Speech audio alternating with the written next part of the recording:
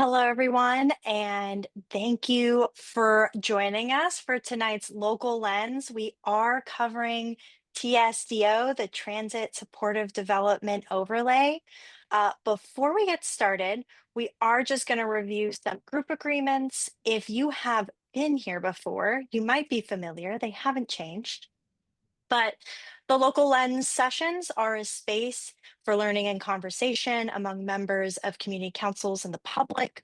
The goal of these sessions is to dive deep into various government structures and topics within the municipality of Anchorage. Everybody who's here is agreeing to treat each other with respect, recognize our neighborhood's unique qualities, and allow everyone a chance to participate. Logistically, please remember to stay muted unless you're called on for a question. If you do have a question, you can put the question in the chat, or you can say that you have a question, and we'll call on you and you can ask your question, or I can read it. Please remember to stay on topic and keep your questions relevant to the topic of the session. Be concise and be considerate of the time. We do have a little bit more time tonight than normal, going for an extra half hour. And we will give everybody a chance to ask a question before we go back for a second question. So I'll recover all of that before we get to the Q&A section. And as always, remember at the end that you're welcome to reach out and ask our presenters today to present at your community council or your organization. And now I would like to introduce our lovely presenters. We've got Daniel McKenna-Foster back again. I think this might be your second or third local lens. And we also have first timer Assembly Member Erin Baldwin-Day. Welcome. And they'll be going through the presentation about 20 or 30 minutes, and then we will do a Q&A session. All yours. Oh, lovely. Well, first, I want to thank you all for being here on a Tuesday night to talk about land use in Anchorage. I want you all to know how much I appreciate and admire your commitment to civic engagement. So thank you, first and foremost, for spending some time with us this evening. I would love to give you a little bit of history about the Transit Supportive Development Overlay. This has actually been about 14 months in the making. So we've been working on this for a little over a year prior to my tenure on the Assembly, actually. So some of you may know that prior to Assembly service, I helped to convene a group of people called Anchorage Housing Club. And Anchorage Housing Club is just a collection of citizens who are all very interested in housing abundance and human-centered development in Anchorage. And they come from all walks of life, all sectors, a variety of professional careers, political persuasions, but who all share this same vision of a really healthy housing ecosystem in Anchorage. And on the heels of the home initiative, this group of citizens was trying to sort out, what the next wise move might be with respect to land use reform. How could we further incentivize additional housing development in our city, understanding that we are squarely in the middle of a housing crisis. And we were working really hard to be responsive to some of the feedback that we heard during the home initiative, which was that something more specific, something more targeted was really warranted. And we all agreed that housing goes hand in hand with transit and transportation options. And we were looking at our land use plan, we were looking at our comp plan, and one of the things that jumped out to this group of folks was the fact that our plans talked about transit supportive development, but they did not actually implement it in any kind of a meaningful way.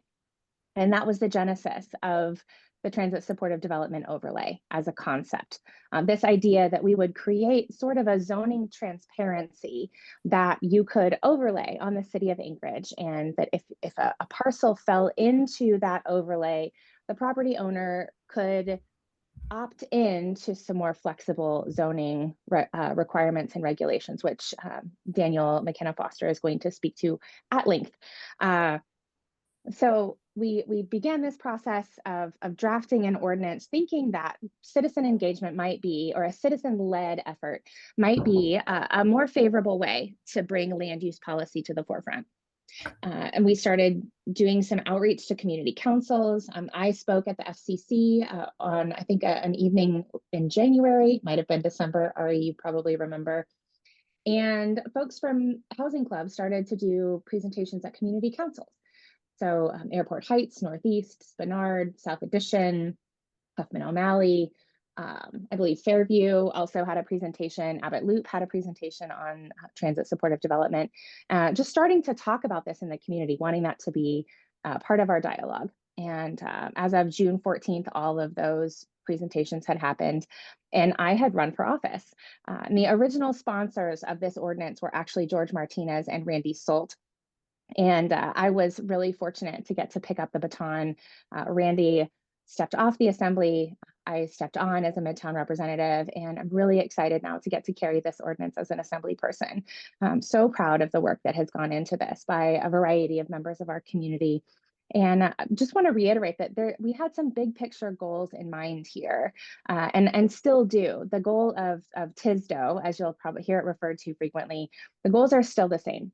The goal of TSDO is more housing for more people at more price points. I don't think it's news to anybody on this Zoom call that the price of housing, whether you're renting or buying, is climbing. It has been climbing, and there's no sign that that's going to change without a significant shift in supply.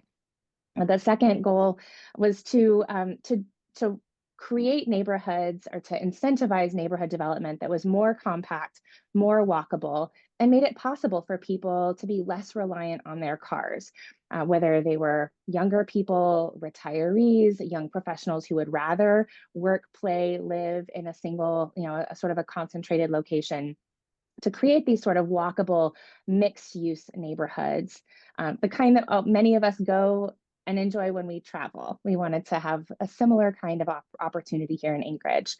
And then the last piece that was really important to us was equitable density, that continuing to put density in parts of town that are already economically disadvantaged was not the way to build a really robust, thriving city. That having density in other places was actually a way to create a more dynamic community, and a community where people have access to all sorts of amenities. And it's not just, people who live in certain parts of town that have access to the greatest parts of Anchorage. So those were our goals. And I think what's ongoing now is a conversation about whether or not this ordinance in this particular iteration really gets us towards those goals. And so any feedback that you offer is going to be very welcome. And there's a variety of opportunities for you to give your feedback on this ordinance, which I am sure we will outline. If Daniel doesn't, I certainly will as we close out the presentation, and to let you know how you can be sure that your voice is heard in this process. This is not going to be a short process. This ordinance is still before the PZC, the Planning and Zoning Commission, and we've asked them to extend the public hearing on this item through the first meeting in October, so through their meeting on October the 3rd, which means you have about a month left of just testimony before PZC, irrespective of any of the other pieces of public process that follow. So this will not be something that you see the Assembly take up anytime in the next month or 6 weeks, likely not before December or maybe even January before this comes to the Assembly. So lots of time for conversation, and I hope that you will participate. And with that, I'm going to let Daniel take it away and give you the technical specs of TSDO. Cool. Thank you so much. Hi, everybody. Again, this is Daniel McKenna-Foster, Long Range Planning. I'll share my screen here, make sure we can see it. Ari, is that coming through? Cool. So yes, again, I'll just be kind of giving a big high level view overlay of the transported development overlay, or the TSDO. It is already, it's a PZC case that's to create the overlay, and then another PZC case that is to make some small changes to the comprehensive plan. So those are cases 2025-30 and 2025-34. I'm also going to put in the chat here a link to the project page, where we keep posting all the information as it comes out. And so we, oops, let me see. You can follow along there, or if you have any questions, just put them in chat and I'll get to them. So what is the transport development overlay about? Remember Baldwin-Day said, more housing for more people, more price points. And part of this presentation I've also given to PZC, so it's pieced together from that and some other presentations we've done. But it is about that. From our perspective, it's also about implementing adopted plans. It's about making the most of land and infrastructure that we already have.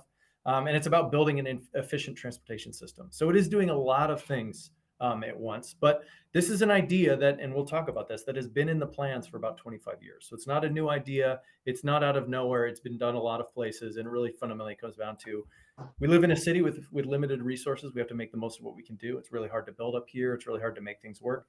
So it sort of behooves us to create or facilitate efficient land use. So just some examples. Anchorage is a city. It's the biggest city within hundreds of miles. Buildings happen in cities, housing happens in cities, and it's been happening for hundreds of years. This is the way it goes. It's what makes the city interesting. You have different types of people living together. That's what makes a city vibrant. And that's what makes an economy strong. And that's what makes a place kind of really special. So these are just some examples of what it kind of might look like if Anchorage looked different. Again, these are some old examples of some new examples, but just to show that this is pretty normal for cities. Cities grow and cities change, and that's just the way it is. Here's another example from Chicago. Here's probably more like something I think that people might have been imagining when they were doing the TSDO. This kind of building is called a 5/1, or in this case, a 4/1. It's where you have 4 stories of wood construction over a concrete podium. And we've seen a lot of this in the last 10 to 20 years as cities are trying to meet that housing need.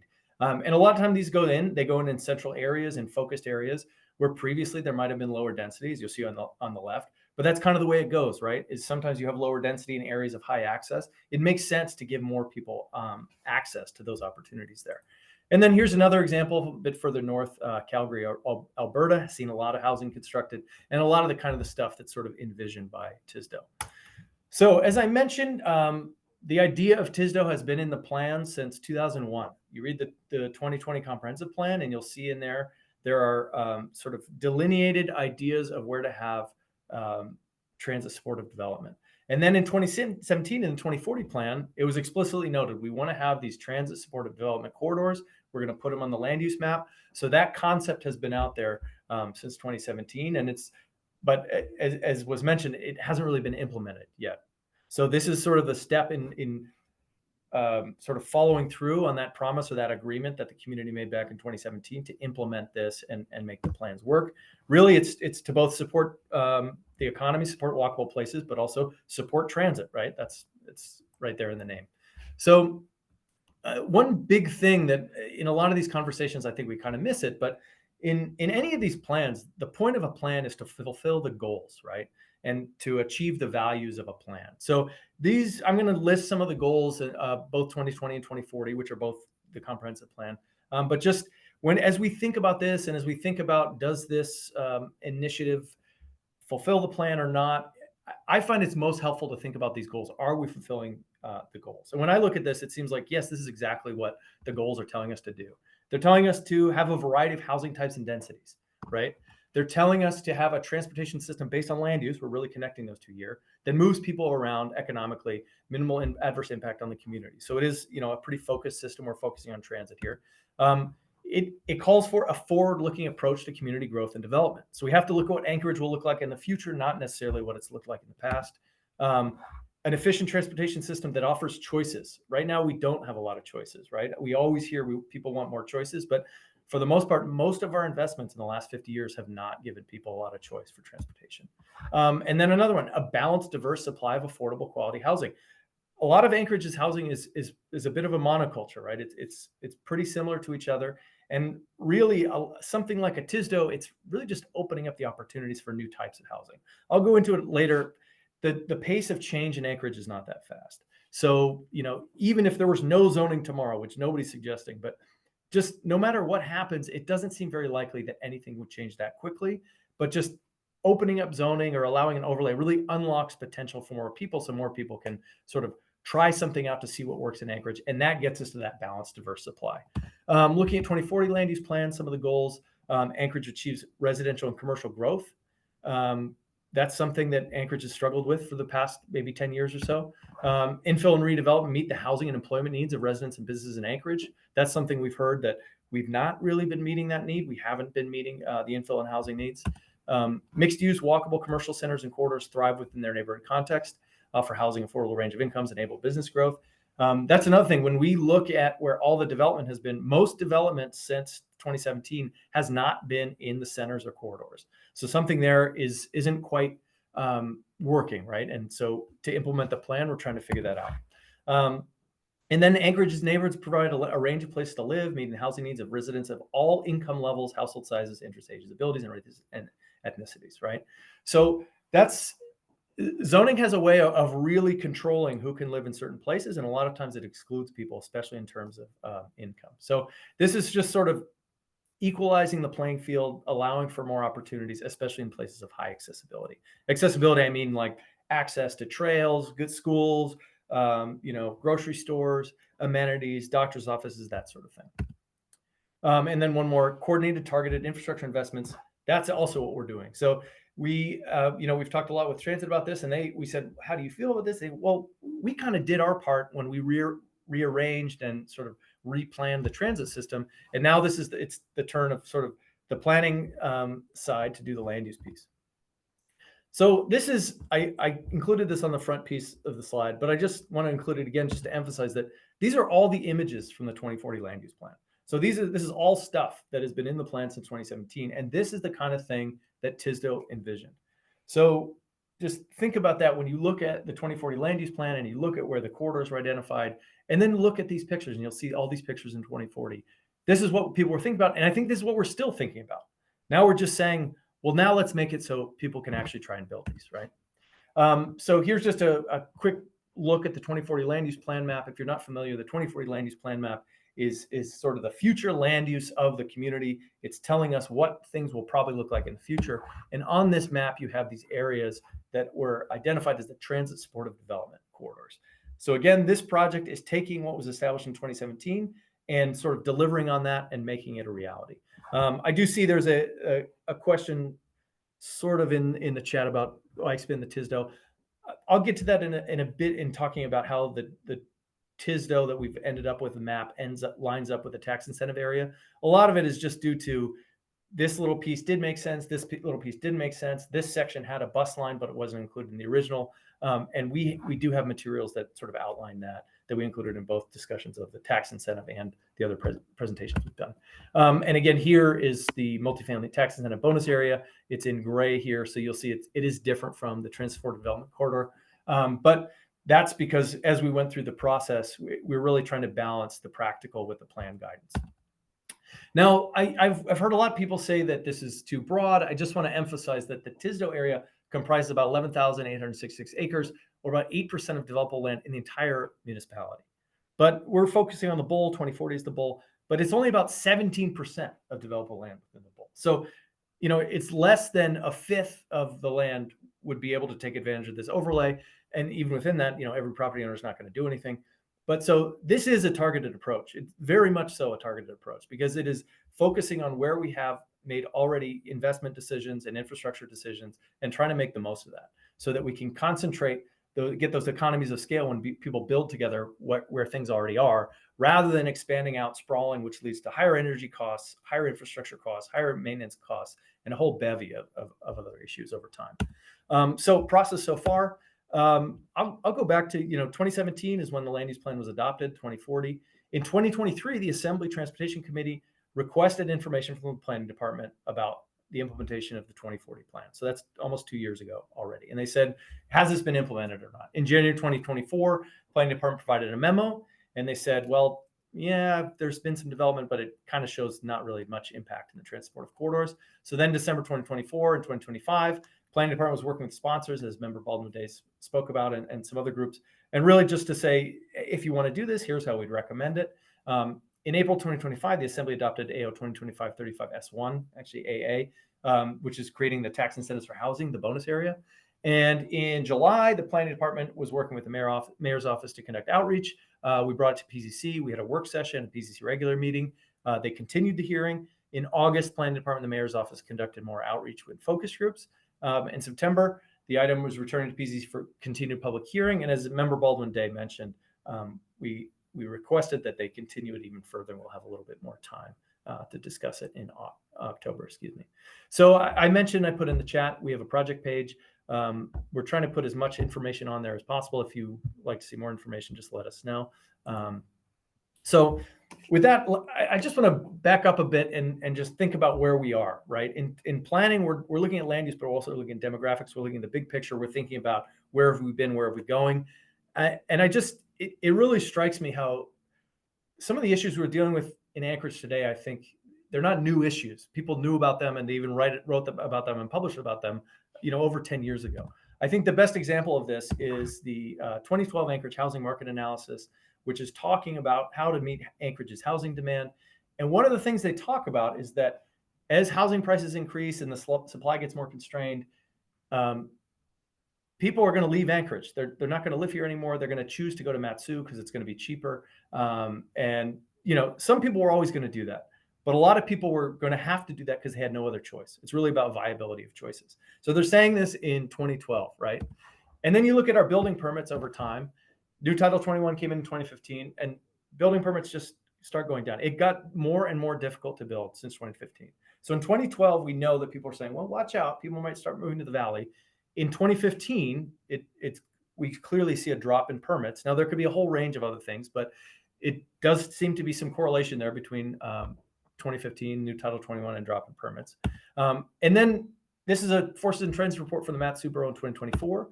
When they said most new residents moving into the borough, 25,000, had lived in Anchorage for at least 1 year, full year, immediately prior to moving to the Mat-Su. So the data does kind of indicate that we saw this problem, we took one course of action, and then as a result, a lot of people left Anchorage. Now, again, some people probably wanted to live in Mat-Su, no question.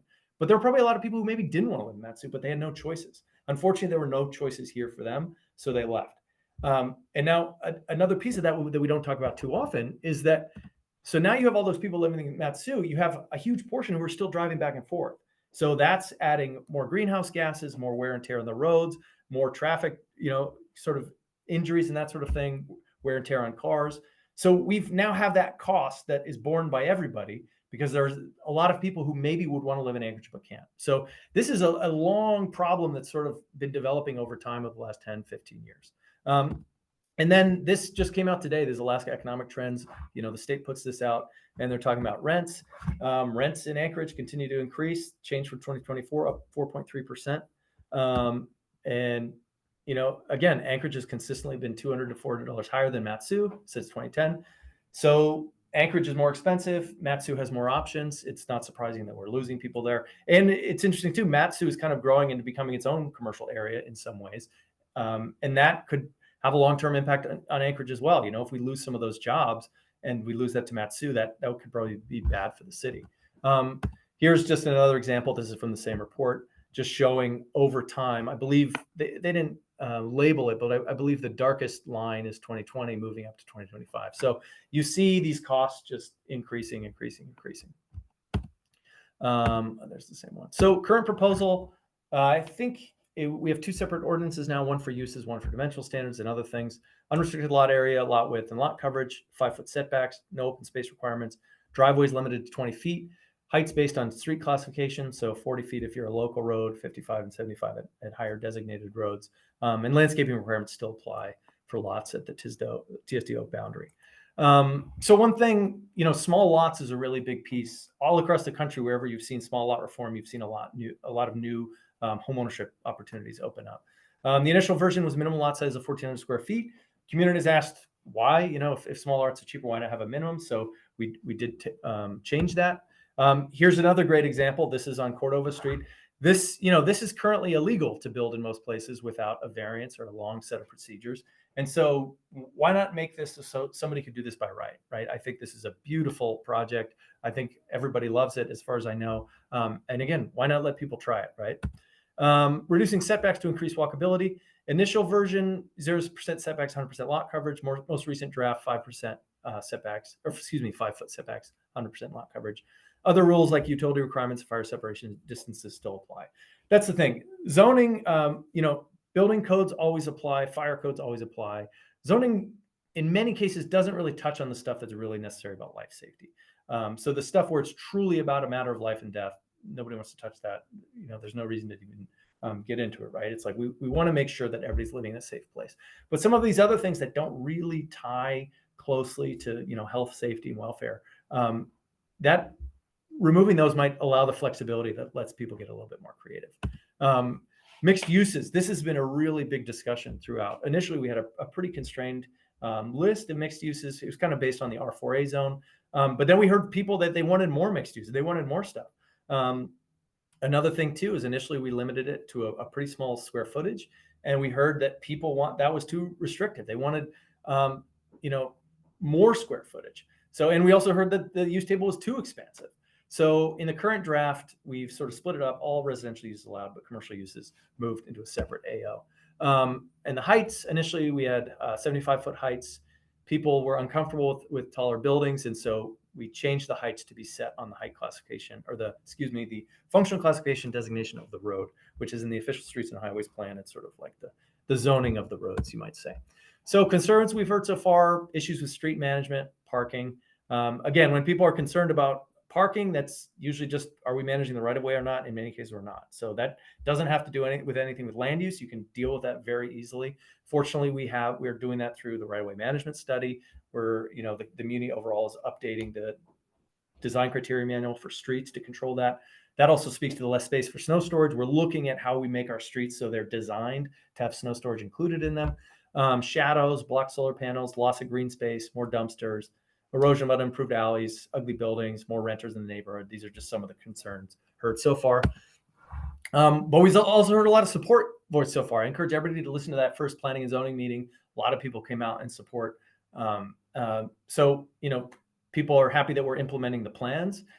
People are happy with the shared goal of making the zoning code more straightforward and flexible. General agreement that we need more housing. Strong desire for neighborhood serving businesses like cafes, hair salon, grocery stores. People want places they can get to without having to get in their car necessarily. Interest in diversifying the businesses, people, housing types. Concern that limiting the TSDO area would lead to inequitable concentrations of change or lack of change. We have heard people say they want TSDO to go even further. We want that flexibility everywhere. And then acknowledgement that neighborhoods are changing. Current rules promote large luxury single-family homes. And a couple of other pieces, it's the transit supportive development overlay, and we haven't even really talked to that transit that much, but people mover does need density. The more people you have living close to routes, the stronger people mover will be, right? So Federal Transit Administration advised that 30 people per acre is needed to make transit viable. Good transit, right? You can do transit at any scale, but it just needs more subsidy. And a lot of transit always needs a subsidy, but if you have more people riding, it's easier to make transit sustainable. People Mover has taken the first step by increasing the level of service in the TSDO. And if we don't build more housing along transit lines, service will suffer over time, right? It's difficult for People Mover to make the case for more routes or better routes or better headways, shorter time between buses if they don't have people riding them. So you get more people in similar places, going to the same place, same destinations. That kind of bolsters the entire system. Another thing too is, and I'm going to put this, I'll put this link in the chat. Just thinking about where we have services and access to stuff like parks and schools and grocery stores and doctors' offices and jobs and things like that. It makes sense to allow more people to live there. So again, since 2017, nearly 80% of Anchorage housing has been built outside of the proposed TSDO area. So we've had most of our development outside the places where we have most of the stuff. This doesn't make a lot of sense from a city planning perspective, because if you have one grocery store and you can get more people living around that, just like that, you've already reduced wear and tear on the roads. You've made people's lives easier. You've kind of made it more of a city, essentially. Sprawl's really expensive. We have right now in Anchorage over $1 billion in deferred maintenance on Anchorage roads. So you would need to have, 10 bonds every year to pay for that. Like we simply cannot afford the system we already have. The system is sprawling. I've heard that our road system is built out for a city of maybe 1 million people, which we obviously didn't get to. And we need more tax dollars per acre to be able to maintain the infrastructure we have. So it's really just about, look, it's not the 80s anymore. We're not in the oil boom. We have to make the most of the infrastructure we can. Let's focus on getting as many people taking advantage of that as possible. And that brings the cost down for everybody. Now, in this, I've been reading through the comments and I've heard a lot about this stuff for a while. I've been in planning for about 10 years. I've worked in a number of jurisdictions. My last job, I was actually an affordable housing planner in Oregon. And so I spent a lot of time looking at this stuff and a lot of time studying all across the states. And the first thing I want to say, and I mentioned this before, this is a street somewhere in South Edition. I don't know if it's 11th or 12th. But I just want to mention, this is the street view from 2009. So this is R3 zoning, which is pretty flexible zoning. Not as flexible as TSDO would be, but pretty flexible, right? And you look from 2009 to 2025, and there's almost no change, right? So what I'm trying to say with this is the pace of change in Anchorage is slow. So no matter what happens, even if TSDO passes and it's really flexible or not that flexible, things in Anchorage just don't change that fast. So if people are really worried that, and it's a rational worry, I totally understand. It's you're used to your neighborhood, and you don't know what change might look like. Could be great, could be bad. You just don't know.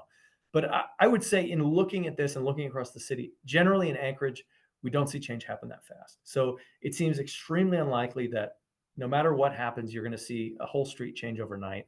Most people probably won't even see anything change at all. But it might be the places where somebody's been trying to do something, or they say, I want to add that extra unit, or I want to try doing that fourplex so I can live there and it can help me afford, to bring my family up or something like that. I think that's the piece that's worth remembering, even though the uncertainty is impossible to know. But in general, change, especially in Anchorage, just doesn't unfold that quickly. Another thing I want to emphasize, this is actually the neighborhood I grew up in, Denver. And, it kind of looks like South Edition a little bit. This is a Google Street View picture from 2008. So you'll see this ranch house here, little ranch house, probably 7,000, 8,000 square foot lot, very similar to Anchorage, right? And then let's look at what it is today. So this is low density zoning. So in the absence of zoning flexibility, when you see change, rather than getting more people, more opportunities, and more units, you just get bigger ones for single family, right? This is actually what gentrification is. When you hold down flexibility, and so that the only people who are able to come to that neighborhood or start there new have to be really, really rich. This one is really interesting because you can pull the tax records, or actually pull Zillow. So this house now is $2.6 million. And I was just looking at what it sold for back when before it got demolished. And in 2013, it was $475,000. So this is kind of what happens if you don't allow that flexibility in high desirable areas. You don't get affordable housing. You don't get more types of families or more diversity. What you just get is bigger, more expensive houses that fewer people can afford. So really, you just cut off access for more people to be able to access the great stuff of the city. This is a really nice area. It's near a park. There are good schools nearby. And so what happens, and I've heard people, they say, well, we want more stuff like this. This house was probably built in 1950, 1960, and it was there. And, many families probably lived in it. And at its time, I'm sure it was affordable to them. But in the absence of flexibility in the zoning code, when that reaches the end of its life, it gets rebuilt as something like this, which is $2.6 million instead of, the $475 or $500,000 it was originally. So next steps, let's see, the cases 2025-30 and 2025-34 will be heard at the September 8th, 2025 PCC meeting. They're expected to be extended through October. We have requested planning and zoning continue that. And if PCC makes a decision, both cases will then move forward to the assembly, which again, there will be more time for discussion, debate. And the planning department will continue to post information on the project page. So with that, thank you. I'm glad to take any questions or give it back to Member Baldwin-Day. Yeah. Comments. Thank Erin, you. if you have comments, and then we'll do questions. Yeah, I think there are a couple of pieces of before we move into questions. There's some misinformation that's been flying around that I would just like to take a moment to correct. One of the pieces of misinformation has been related to the way that tax incentives work in Anchorage, and I've heard it a few times now. People say, well, a multifamily tax incentive means that you're shifting the tax burden onto other taxpayers. And I just want to be really clear, that's not how tax abatements function. So in the event that a property owner wanted to add additional units to their property, whether that was an ADU or a duplex conversion or something like that, that property owner would continue to pay the same amount of property tax that they had paid before. The amount of their tax that would be abated would be the increased value of whatever the residential development was. basically that means that additional value would not be assessed, would not be added to the tax cap. So no one would be required to pay extra taxes because someone decided to do a duplex conversion on their home. And I just want to be really clear about that. This does not shift the tax burden to other taxpayers. And I would love all of your assistance in correcting that misinformation wherever you hear it, because I've heard that in a variety of different places now. So tax abatement means that the additional value of the property is not assessed for 10 years. And then after 10 years, the full value of the property is assessed and the property owner pays the taxes in their entirety. During that 10-year stretch, they still pay the taxes on the assessed value of the land and the existing structure, whatever that was. So just want to put that out there, and let's be sure we're dealing with facts when we're talking about taxes. So that's the first thing. And then the second thing I want to clarify is I've gotten a lot of questions from different quarters about why we are talking about building more housing, or why we think more housing is necessary when people are leaving Anchorage. And I think there's some confusion about what housing demand actually looks like. And right now in Anchorage, we have what I would characterize as pent up demand for housing. So there are folks who, were their properties available in the $300,000, $400,000 range, they would very happily become homeowners. But at this moment, they are renters, they're tenants, because the median price of a home in Anchorage is now well over $500,000. So there are folks who are in apartments or in condos who are renting space because they cannot afford to buy a home. And because of that, there are folks who cannot find apartments who would really like to have them.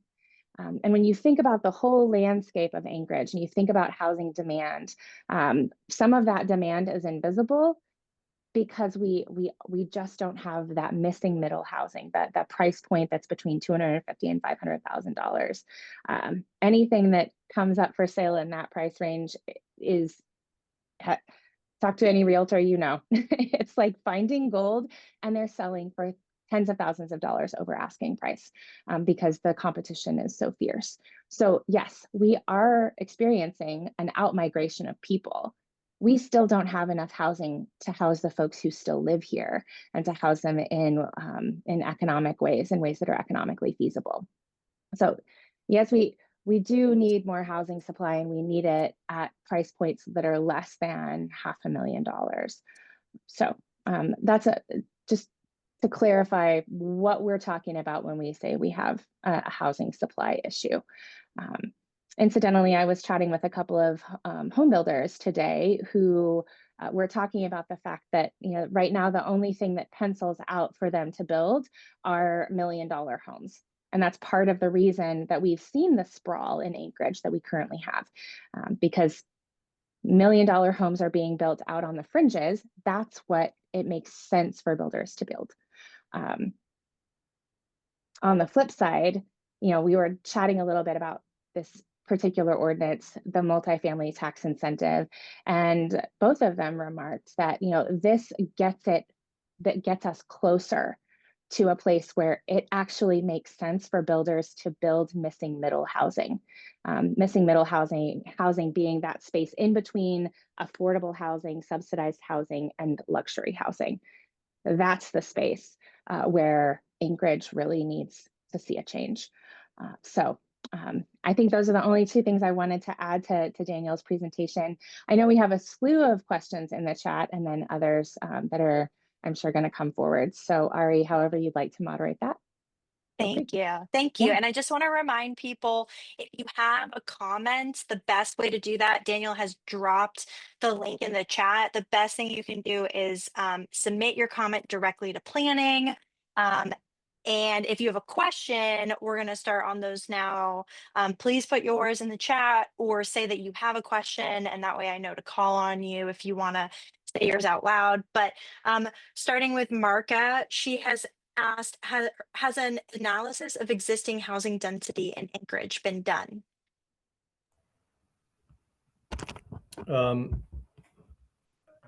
I guess I don't understand in general how much density we have. The 2040 land use plan it looks at existing density. But I guess maybe I could follow up to what end, just to know how much density we have. Yeah, there wasn't any more question for that.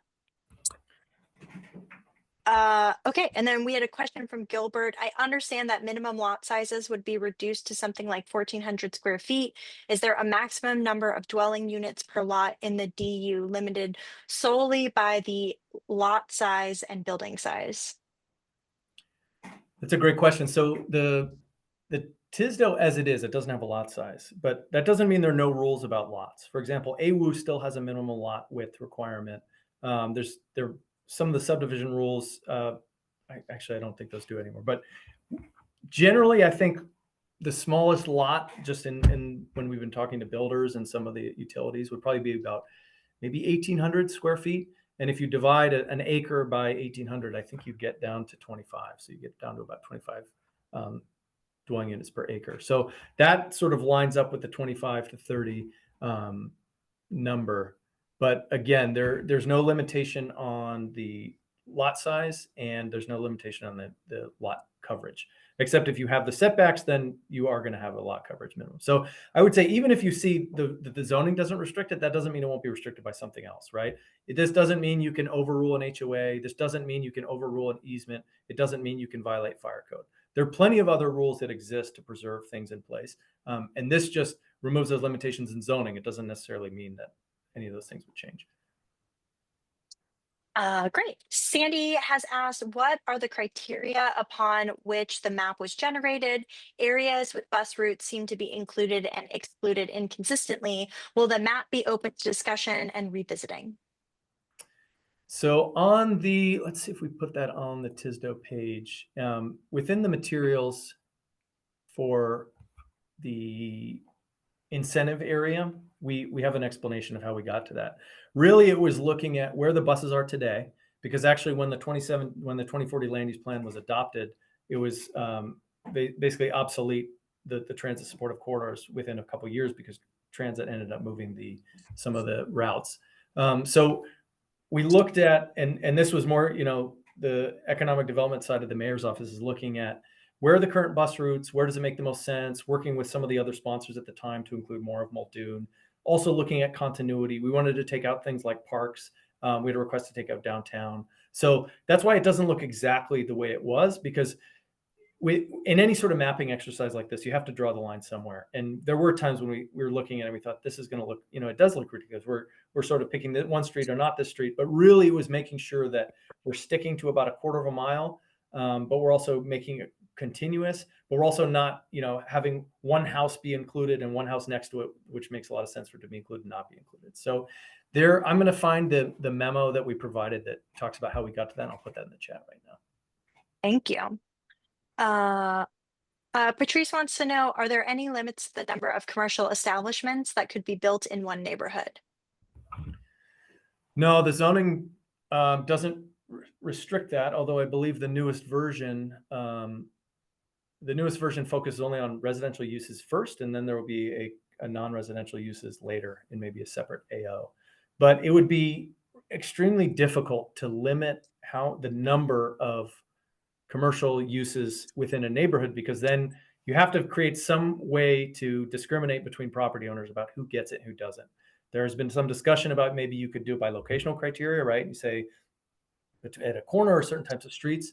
But again, it becomes very complex, and the more complex something is, the less likely it is to kind of produce anything. So currently there is no restriction like that. And I'm not sure how you would do it anyway, or how you would do it in an equitable way, I guess.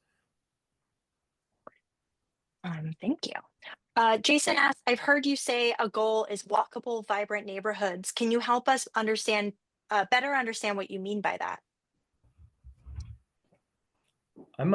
I'll maybe give an answer and then see if member Baldwin-Day would like to speak to it as well. I mean, there's a lot of language like that in the 2040 plan, and there's a lot of text about it as well. I think from the planning perspective, vibrant, it just means a neighborhood full of people and people moving around at all hours of the day. And to create a neighborhood like that, you do need sort of a mix of different income levels, a different type of people and different types of uses. But other than that, I'd ask Member Baldwin-Day if she has a comment. Yeah, sure. So, so when we think about walkability, part of that is, what do you have access to on foot or on bicycle? What are the things that you can actually get to without getting into a car? And what are the spaces where you can interact with your neighbors? Where are there public gathering spaces? Sort of those third spaces. I don't know how many of you are familiar with the idea of third spaces, but spaces that aren't homes and that aren't businesses, but these other places where we tend to gather in our communities.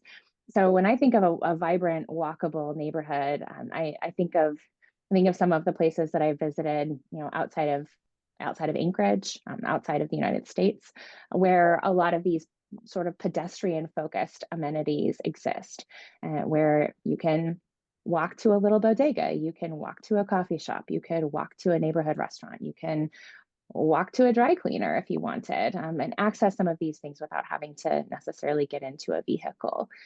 And I think there's growing interest, and I don't know, perhaps this is a generational thing, but there's certainly growing interest when I talk with my kids who are teenagers, and when I talk to folks who are, graduating college and are thinking about starting their careers and thinking about where they're going to put down roots.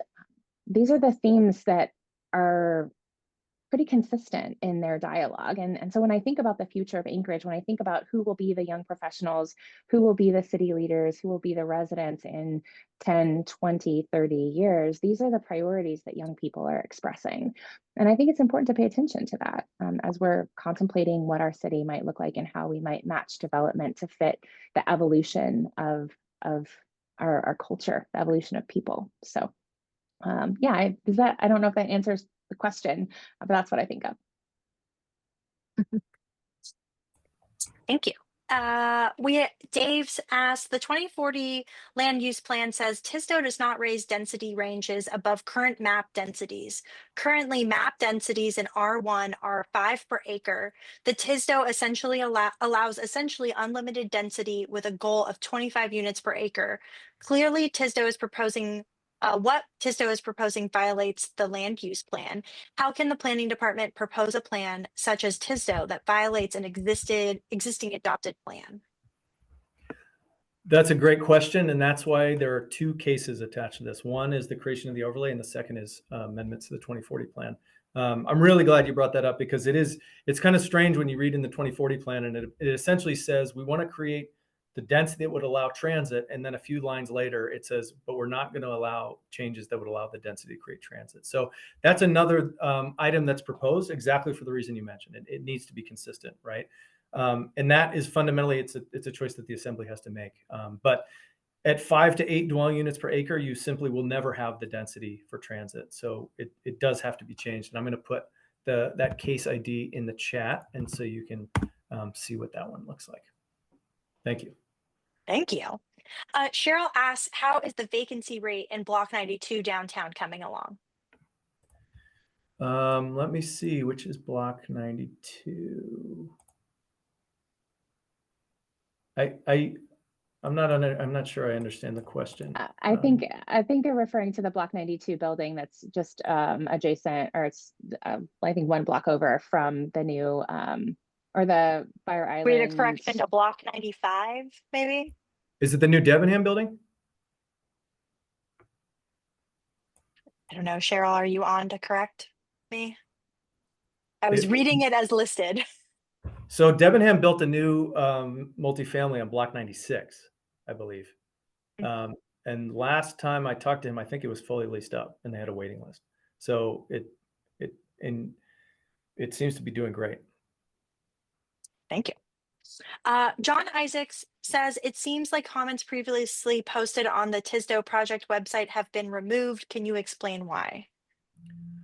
If it's through City View, I don't know, there might be another page, but we don't remove any comments and everything just goes into the packet. So there are two ways to send comments. You can send it to 2040 land use, which is like the old 2040 email, or you put them into City View. But either way, it goes into our system, and everybody in here, we put them in all in the packet. So If it's not posted on that page, it's going to be in the packet no matter what. That's why we're encouraging everybody to put it into City View, because once it's in City View, there's basically no way to get rid of it, right? It's just always going to be there, and it's always part of the record.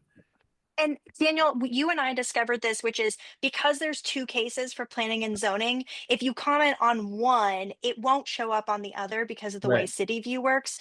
So if you're looking at one and you're like, oh, don't see my comment, maybe check the other one first. And if you're still not seeing it, definitely email Daniel and let us know, because we want to check in if there's some sort of like clerical error or something that's gone on there. Yeah. Okay, I just want to, before I get in, we've got some second round questions and still quite a bit of time. So please drop your questions in the chat so we make sure we get everybody. I do want to get, if you haven't had a chance to ask a question, get yours in. But I will move on to like my follow-up-ease. Has an analysis of the ability of existing infrastructure to accommodate the increased density been completed? In Rogers Park, I believe our sewer lines are all 4 inches, which will not accommodate increased density.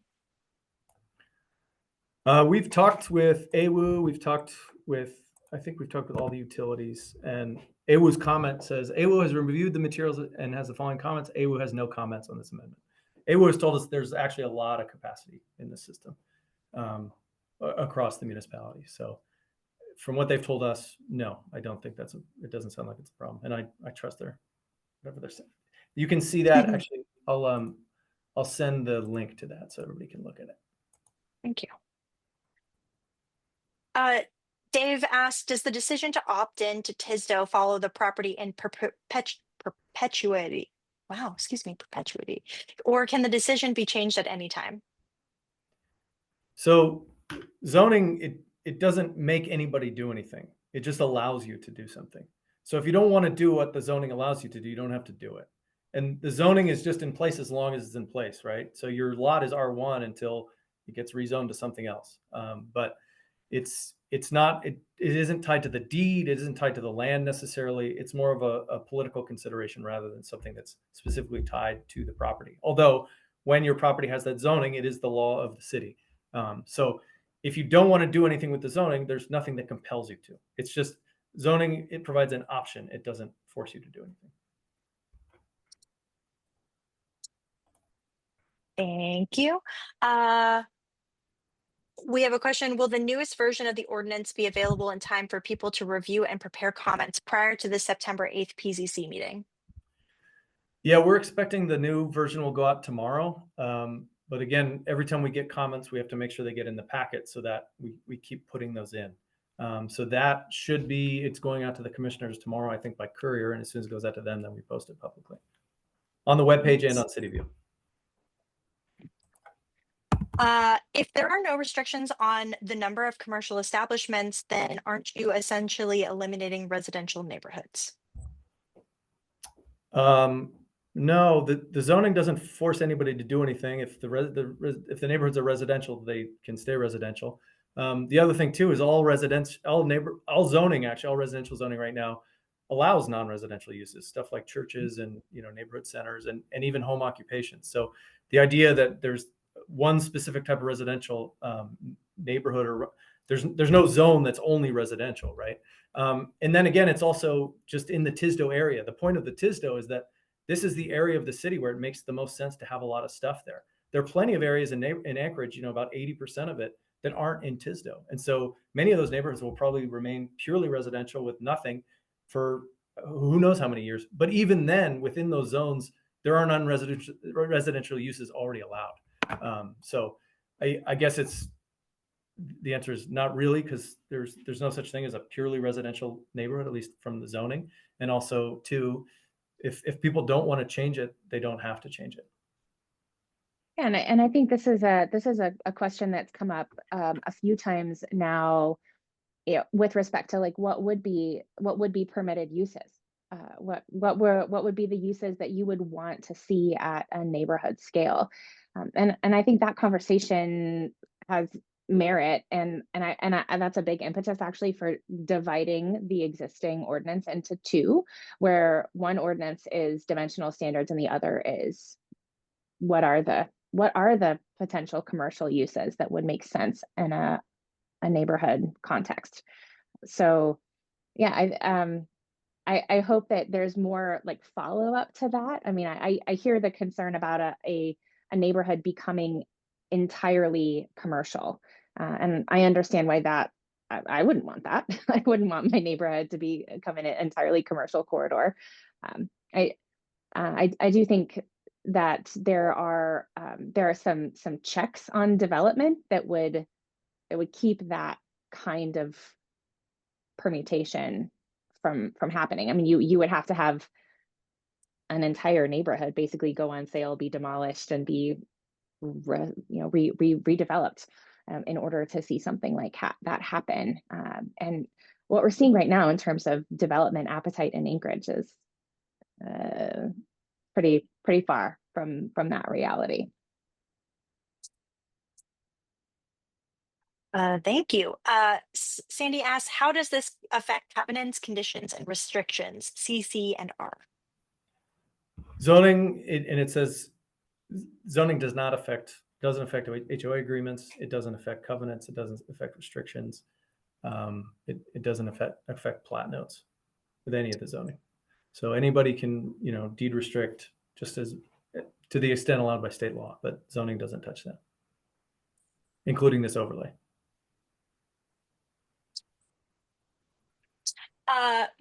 Somebody made a comment, I think it was in direction or a question in relationship to the previous question. Doesn't TSDO require something like 51% residential space that's currently drafted? That was the initial version. And we got a lot of feedback that people didn't think that worked.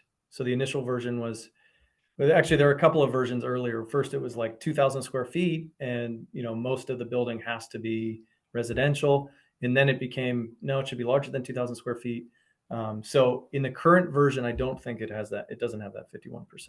It's now more just, you can do it. And you have a little more allowance for that. But again, I think what's happened in the most recent version is that it's allowing all residential uses, but the non-residential uses might be a discussion as part of a second AO, because uses do get really complicated. So that the first one will be just all residential allowed, and then the second piece will be figuring out, okay, what are the specifics of the non-residential? And I say non-residential rather than commercial because, like a church or a clinic or something like that, it isn't quite commercial, but it's definitely not residential either. So that's why I keep using that term. Thank you. Why expand TSDO beyond those communities who have completed neighborhood plans with support for TSDO? The TSDO is kind of guided, one, by the 2040 land use plan, which is the overarching plan. And it's also guided by making the most of the tax incentive, basically, because we're thinking, let's make the most of these opportunities and line them up so that if somebody wants to take advantage of the one, they can really take full advantage of it. And the other piece is because the 2040 plan is sort of the governing plan, the land use plan. And so if there isn't a newer plan in place of that, then the 2040 plan governs. Thank you. This one's kind of long, but the question is within the comment. I like increasing density in some in areas near transit. The details matter, however, so the map will have to be revised. In South Edition, some areas near the L/MN bus route have no way to access the bus route without walking a long distance for topography reasons. Additionally, the overlay boundaries will need to take into account the planning department's analysis that the new Inlet View School wouldn't result in excessive traffic leaving the few exits from the neighborhood. Several of us argued there would be zoning changes increasing density, but the planning department dismissed that point. Last, why is the area near L between 10th and 11th not part of the overlay? Let's see, the area near L. Is that Between technically 10th downtown? and 11th. Let me see. My first question is, was it in the original? Oh, I see, 10th. Yeah, so I'm looking at the, I think probably because it wasn't designated in the original 2040 land use plan map. And then based off of that, and maybe it didn't reach the threshold for within a quarter mile of a transit route. That's That's my Yeah. initial thought. We've had a couple of questions pop up about, some of these little pocket areas where that are currently not a part of TSDO. And I think there is one that someone brought up. I'm not sure who it was. My apologies. Just on 36th, near McInnes and Locarno, I think there's a little pocket that isn't technically in the TSDO, but everything around it is. So I think that's an open question. If there are other places where it would make sense to to make an addition to the map. I think the downside of that is, we've really tried to connect the TSDO map with the multifamily tax abatement map as much as possible. And so adding additional little nooks and crannies could create a situation where, some folks are eligible for a tax incentive and others are not. And maybe that's okay. Maybe it can be a little messy, but yeah, I think those are valid questions. Yeah, and I'm now looking at the swipe map, which I just put in the chat, and it's because in the original 2040 that area between 10th and 11th on L was not included. So I'm assuming that's why.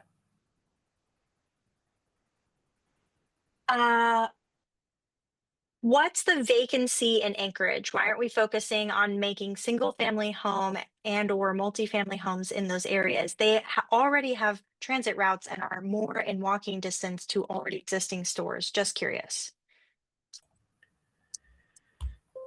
I think that's a complicated question. If you're asking how many vacant and abandoned buildings there are, I don't have that information on hand in terms of the vacancy rate. I think the vacancy rate is pretty low. But again, the TSDO is about focusing housing in the areas where the transit routes already are. So the TSDO is not adding where there isn't a transit route, at least as far as I know. But it really is already kind of doing that. Again, if you look at it, it's really in the north part of the city where most of the bus routes go. Yeah, I think I can put a little bit finer point on at least the vacant and abandoned buildings. I think right now there's like 118 buildings on the registry, the vacant and abandoned building registry. Many of those buildings are beyond repair, and they actually need to be demolished, which is a whole separate conversation that's happening at the Muni. Is how how do we deal with a lot of the properties that are in such a state of decay that they can't be renovated. And incidentally, some of those homes are within the TSDO boundaries, some are not. But there is a tax incentive right now. I think the Assembly passed it last month. My months are running together, that deals with tax incentives for rehabilitation. So if a property needs rehabilitation, or if there's a property that's demolished and the derelict building is replaced with something that is habitable, that there is a tax abatement available for that. So there is a focus on making single family and multifamily homes available in the spaces where we have vacant and abandoned buildings. Some of them will be rehabbed and some of them will probably just be torn down and start fresh. So that's a great question, and I hope we're doing. I think the goal here is not to do only one thing to support housing supply. I would love for us to think about transit supportive development as one piece in a much larger puzzle of all of the things that need to happen in Anchorage in order for us to have a vibrant, thriving city where people can afford to live. Rehabilitating vacant property is part of that. Upgrading our infrastructure, making sure we have functional sidewalks, right? These are all part of the equation. And TSDO is a snippet of the solution. It is not the silver bullet. It is not going to fix all of our problems. It is intended to just crack the door open to some more possibility.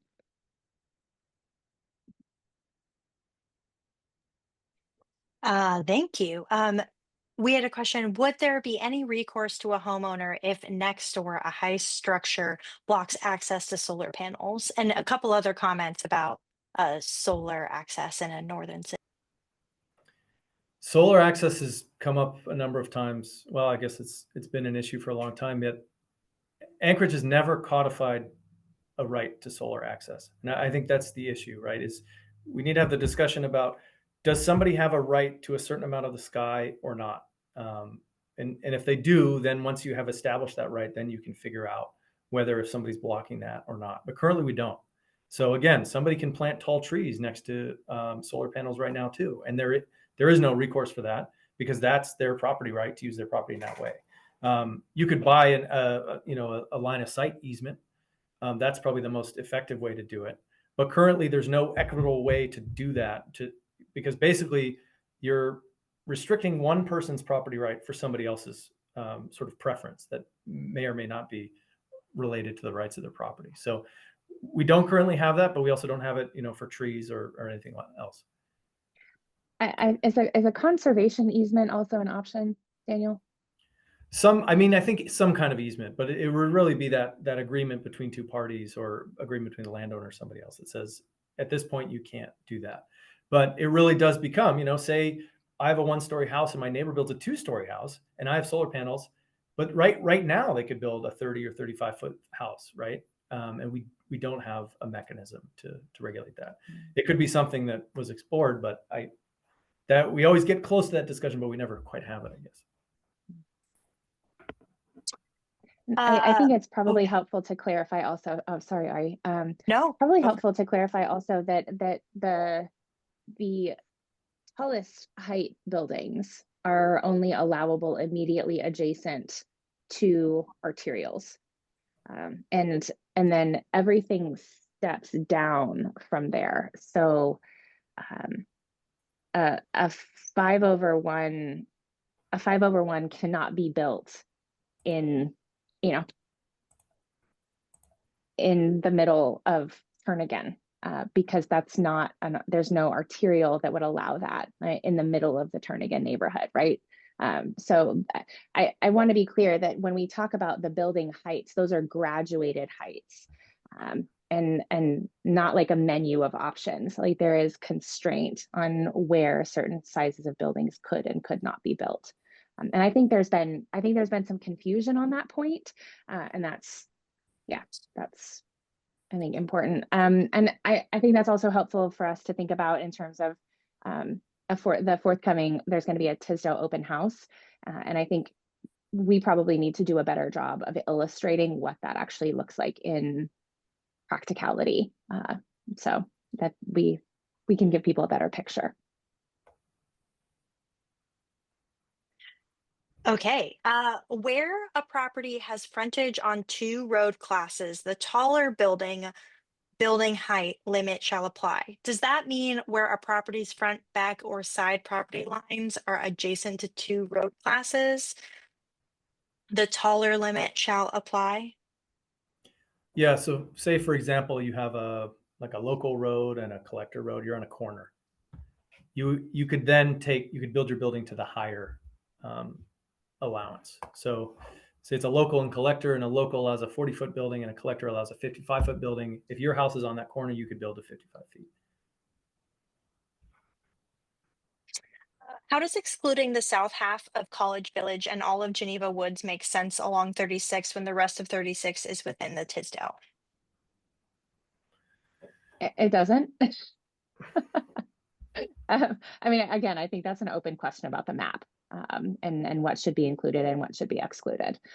And for the record, that is my neighborhood, and I will obviously need to be consulting with my compadres in the planning department about this, but I would be in favor of making that a contiguous inclusion in the TSDO. Oh, we have a question. Oh, sorry. No, Daniel, go ahead. Well, I'll just follow up. I mean, from a planning perspective, yeah, it makes great sense. Those areas have fantastic access. It makes sense to allow more opportunities for people to live there so they can get around the city. I mean, you can get to the supermarket, you get to the trails, it's fantastic. But in designing the map, we're starting from what the policy guidance says, right? We didn't want to deviate too far from what 2040 said. And so that's why we went a quarter mile off these routes and really sort of sticking to the way it was. And that's kind of with the M Street or L Street conversation. Again, it's like, well, it wasn't in the 2040, so we really didn't want to go too far from the 2040. But again, that's a policy call. So I think we'd be glad to have that conversation too. We had a question about when details for the open house. Do you have those yet? We are looking to schedule something potentially at the Nave, but we haven't quite gotten that scheduled yet. Yeah, I think I don't think we have that nailed down, but that information will be publicized far and wide. So there's some Nave constraints, there's some personnel scheduling constraints, and we would really love for that open house to happen before assembly introduction. So there's even more time for the public to get familiar with the implications of TSDO and to give their feedback. So we will definitely be moving that out through FCC channels as soon as those details are nailed down. There are lots in our neighborhood that have back or side yards against arterials and front yards on local streets. In that case, where is the step down that Erin mentioned? I'll have to check. I believe in those cases, I'm assuming that's the lots in Rogers Park that are sort of along Benson or sort of along Northern Lights, but the frontage in terms from the planning perspective is generally on the other side. Is where they take access from. So usually when we're talking about this, it's if you have a lot that or a house that connects to an arterial and a local road, then in that case you'd get the arterial. But for those lots along Northern Lights, they're not considered to really take access from Northern Lights.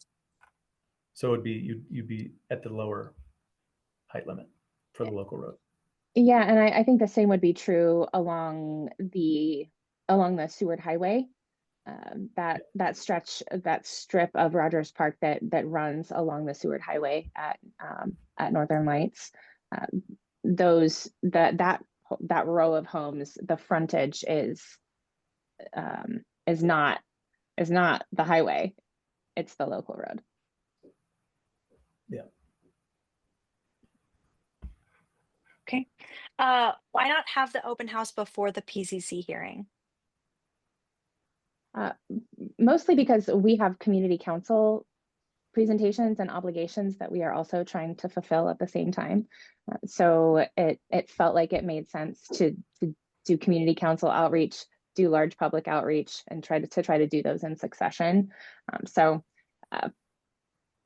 We cannot be everywhere all at once, and we also have other family constraints to attend to.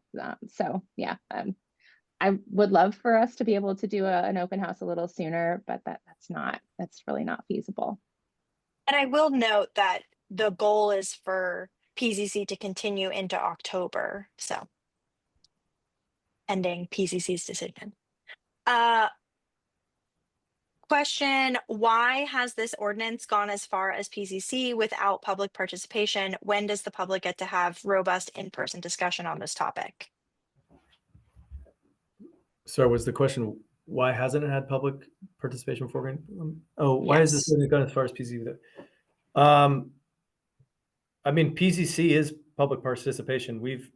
If you look at the code, this process has gone through not only everything outlined in code, but even more so, right? So we've had meetings with everybody who requested them. We've gone out and done we've done a focus group, actually 2 focus groups. But per code, we've done everything it requires, and we're even extending it to basically 3 planning and zoning meetings. So this case is getting way more public process than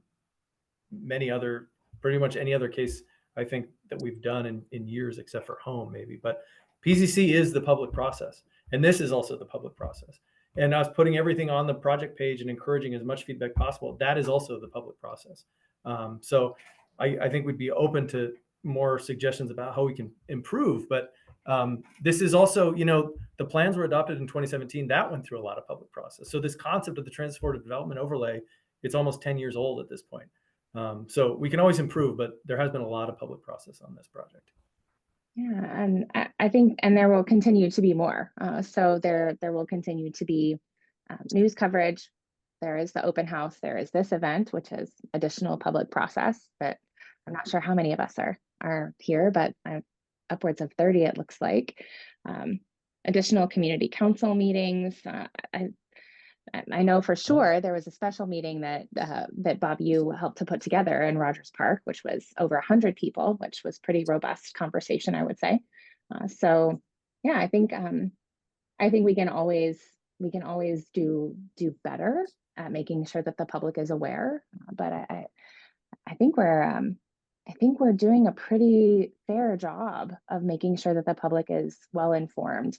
And again, if you have other suggestions about how that ought to look and how we could improve, we are trying some new things with this ordinance. The focus groups were new, the open house is new, extending a PZC hearing for multiple months is new. Like, these are all additional steps that we are taking to very intentionally make sure that this is in the public eye.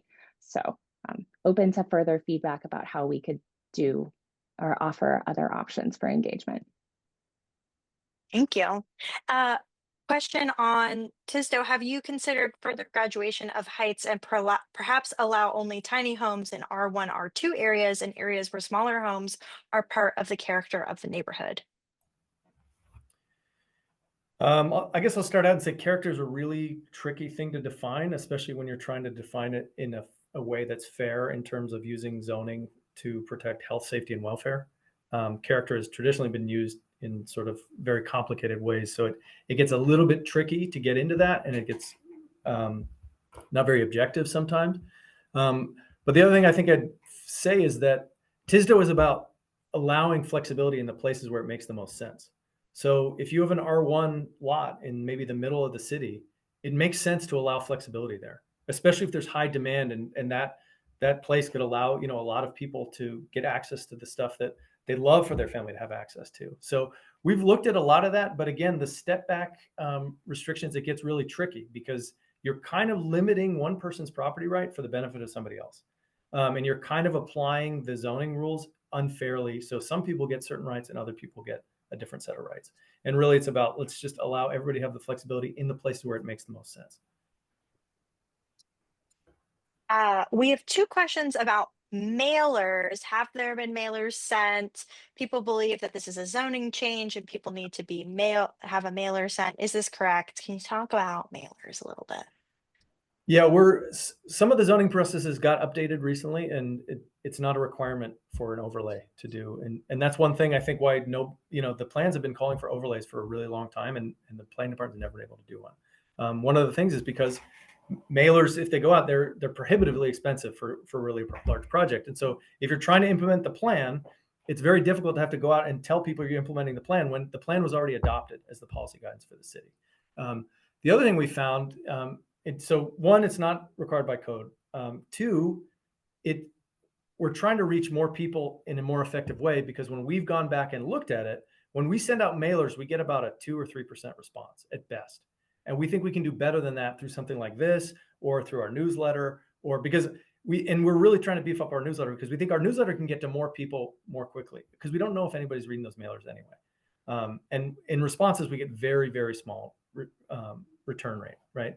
So in other types of rezones, you're still required to do a mailer. In an overlay for a muni-led rezone, you're not required to do a mailer. But again, and this is a priority of the administration too, and Graham Downey said this, is we want to make sure we're getting the word out in other ways, because we think we can actually be even more effective in letting people know about it. So doing stuff like this, encouraging people to sign up to our newsletter so that anytime we post something, you can see it immediately. So that it's a little bit different, but we're trying to take advantage of the other tools we have now and probably go even further than we would have gone in the past. Yeah, and I also want to add, as the person in the room who regularly puts eyes on the municipal budget, mailers are not cheap, and sending a mailer is not free, and it's not something that generally has a robust line item in departmental budgets. So, I mean, depending on the quality of the mailer, even a basic mailer, you're looking at like tens of thousands of dollars, which is a pretty significant outlay when you're talking about the budget being what it is. So we are trying to be fiscally responsible with our outreach and try to make as many points of contact as we possibly can with the public in ways that don't require $25,000 or $30,000 worth of paper and postage.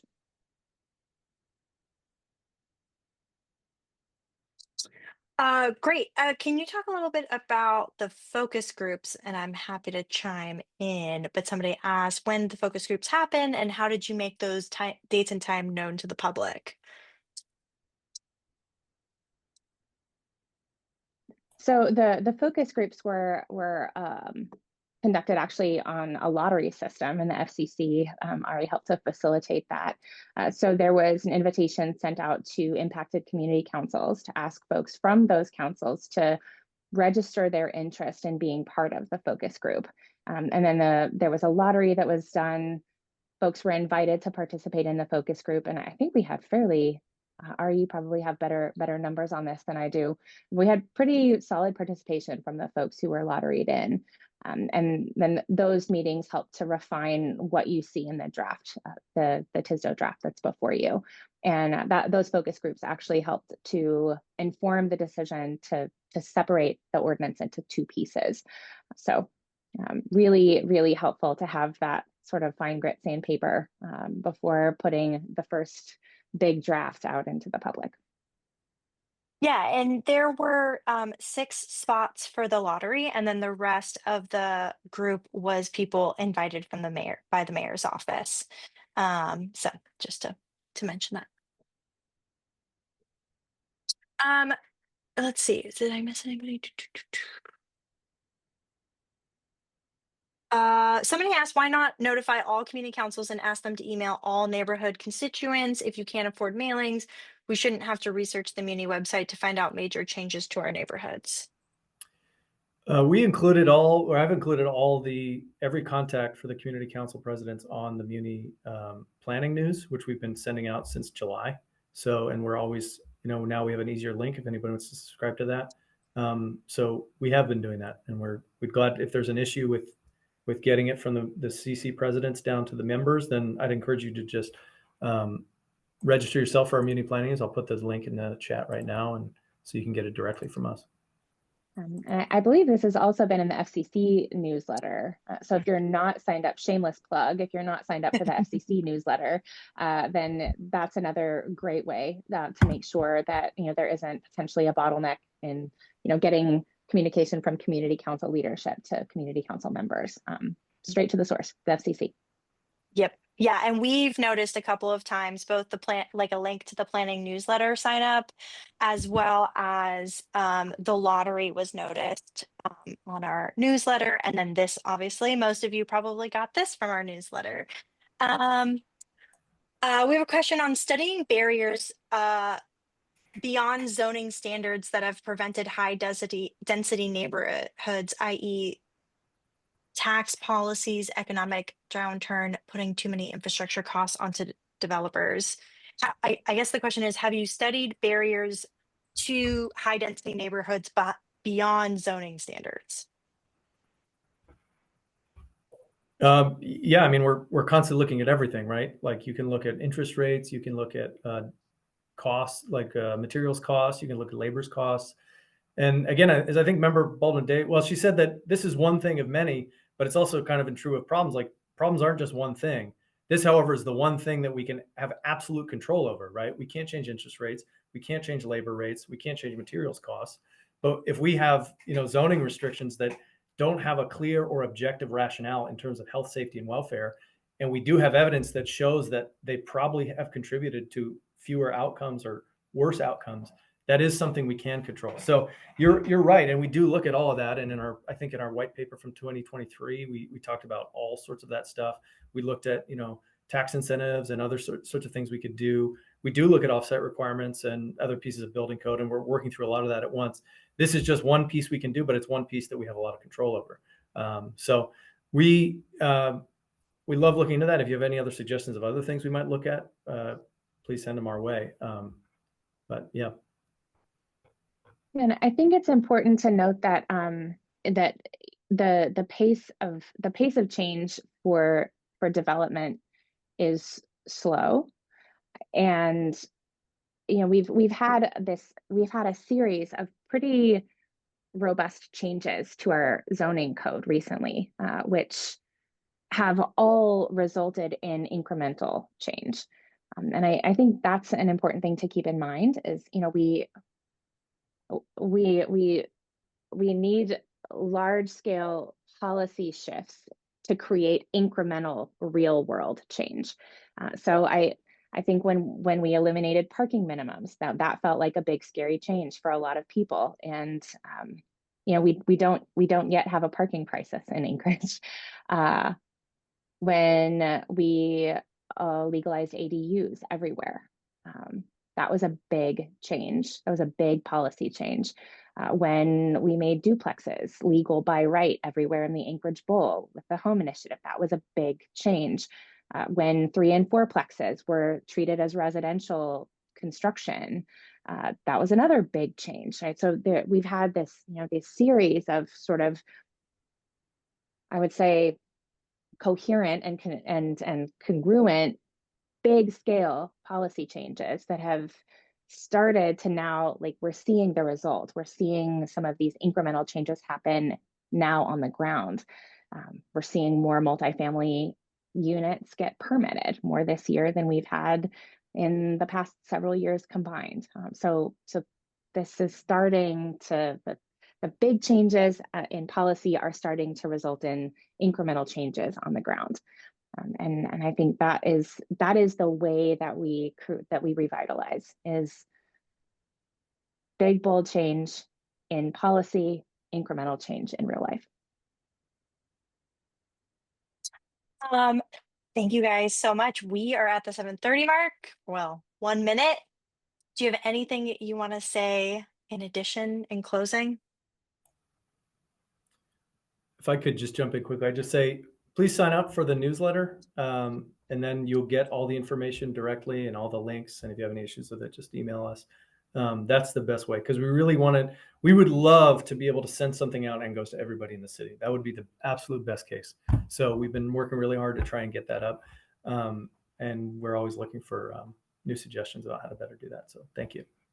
Yeah. Tell your neighbors to sign up for their community council newsletter. Even if they don't go to their community council meeting, read the newsletter. So I think my encouragement would be, please submit your comments, submit your thoughts, submit your questions to planning and zoning. If you go to the TSDO webpage, the planning department is doing a brilliant job. I don't actually know that they've ever done quite the level of detail on a proposed zoning ordinance that they have with TSDO.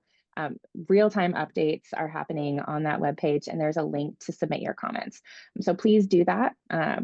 Stay tuned for the open house.